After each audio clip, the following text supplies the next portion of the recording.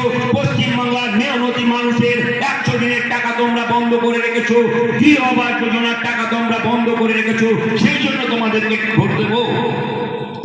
তোমরা বলছো, একবার বলছো আমরা ক্ষমতায় আসলে লক্ষ্মী ভান্ডার বন্ধ করে দেবো, মমতা ব্যানার্জির সমস্ত প্রকল্প বন্ধ করে দেবো, আবার বলছো আমরা ক্ষমতায় আসলে 3000 টাকা করে দেবো। তোমাদের কোন কথাটাকে বিশ্বাস করব, কোনটাকে বিশ্বাস করব না, এটাকে তোমরা ঠিক করে বলো, তারপরে তোমাদেরকে ভোট দেবো।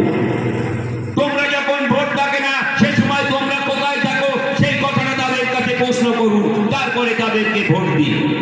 হয়তো এখানে অনেকে ভাবছে যে ঠিক আছে অনেকদিন আছে, একটু পরিবর্তন করা যাক, একটু দেখা যাক।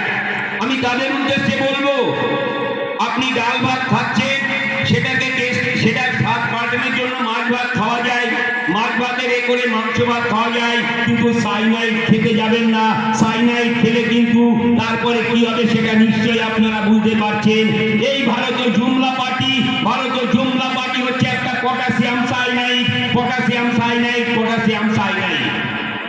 একটা কথা বলুন তো, আমরা তৃণমূল কংগ্রেস, আমরা কি বলি, তৃণমূল কংগ্রেস জিন্দাবাদ, মামাটি মানুষ জিন্দাবাদ, কিন্তু বিজেপিকে কোনোদিনও বলতে শুনেছেন বিজেপি জিন্দাবাদ? আমি আপনাদের কাছে প্রশ্ন করছি, যদি কেউ শুনে থাকেন হাত উঁচু করে বলুন, হ্যাঁ আমি শুনেছি বিজেপি বলে বিজেপি জিন্দাবাদ। তারা একটাই কথা বলে কি, জয় শ্রীরাম। যখন কিছু প্রশ্ন করবেন কোনো কিছু করে জয় শ্রীরাম, 1000 টাকা গ্যাসের দাম, জয় শ্রীরাম 105 টাকা গ্যাসের দাম, জয় শ্রীরাম 2400 টাকা পোস্তর দাম, জয় শ্রীরাম 200 টাকা তেলের দাম।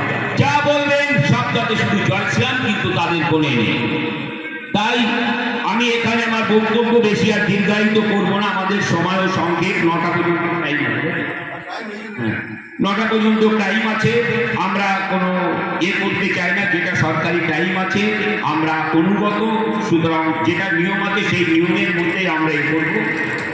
শুধু বক্তব্যের লাস্টে একটা কথা আপনাদেরকে বলে যাই, লা ইলাহা ইল্লাল্লাহু মুহাম্মাদুর রাসূলুল্লাহ, ইয়া দেবী সরকাবুতেসু নমস্তাই নমস্তাই নমস্তাই নমো নমঃ, जो बोले सनिहाल सत्याकाल, আমরা বলতে পারি। তার কারণ আমাদের নেত্রী মমতা বন্দ্যোপাধ্যায়, আমরা রামকৃষ্ণ ঠাকুরের হিন্দু, আমরা বিবেকানন্দ হিন্দু, আমরা নরেন্দ্র মোদীর কাছ থেকে হিন্দু শিখবো না, যে কথা আমার পূর্ববর্তী বক্তা বলে গেলেন নারায়ণদা, আমরা ওই অমিত শাহের কাছ থেকে হিন্দুত্ব শিখবো না, আমরা সমস্ত ধর্মকে শ্রদ্ধা করি, সমস্ত ধর্মকে সম্মান করি।